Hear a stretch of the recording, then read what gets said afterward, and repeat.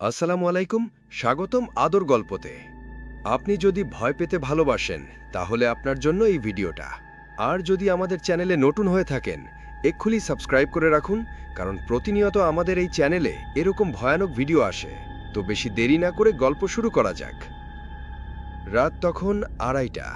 পুরো বাসাটা নিস্তব্ধ, অন্ধকার আর নীরবতায় ভরে আছে চারপাশ।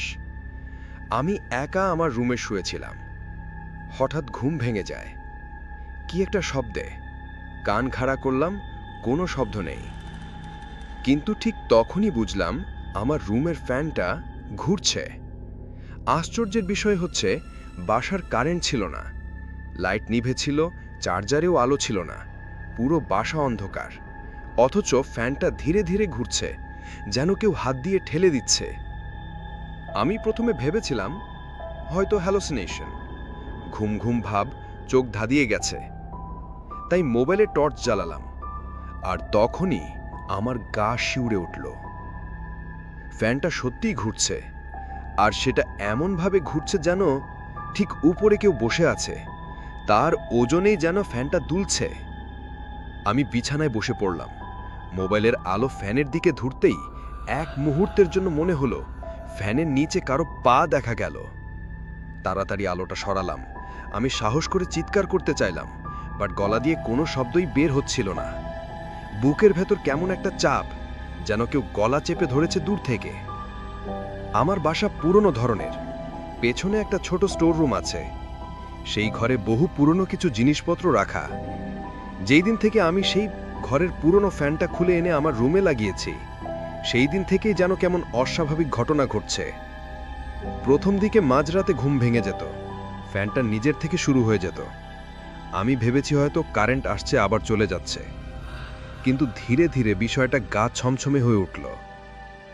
একদিন দুপুরে বাসায় আমি একা, দরজা খোলা ছিল। রান্নাঘর থেকে হঠাৎ শব্দ পেলাম, জল পড়ার শব্দ। দৌড়ে গিয়ে দেখে সবকিছু ঠিকঠাক। ফিরে আসার সময় আমি আমার রুমের দরজা খোলা দেখতে পাই, অথচ আমি বন্ধ করেছিলাম। ঢুকেই দেখি ফ্যান ঘুরছে, আর বিছানার উপর বসে আছেন একজন বৃদ্ধা মহিলা, চুল এলোমেলো, পরনের সাদা শাড়ি। তিনি নিচু গলায় বললেন, তুই আমার জিনিস চুরি করছিস। তার চোখ ছিল লাল, ঠোঁট কাঁপছিল, আর মুখের দিকে তাকানো যাচ্ছিল না। আমি দৌড়ে বেরিয়ে যাই। দরজা বন্ধ করে বাইরে গিয়ে দেখি পুরো বাসায় আমি একাই আছি। পরে জেনেছিলাম ওই স্টোর রুমে যে পুরনো ফ্যানটা ছিল, সেটা এক আত্মহত্যা করা বৃদ্ধার ঘরের জিনিস। এই বাসায় 15 বছর আগে এক বৃদ্ধা নিজের ওড়না দিয়ে ফ্যানের সঙ্গে ঝুলে আত্মহত্যা করেছিল। তারপর থেকে সেই রুম তালাবন্ধ ছিল, আর সেই ফ্যানটাই আমি ভুল করে এনে লাগিয়েছিলাম নিজের রুমে। সেই রাতে আমি ভয় রুমেই থাকতে পারিনি।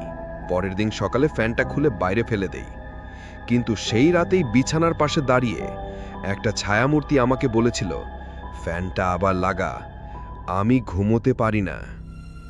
তবুও শেষ নয়।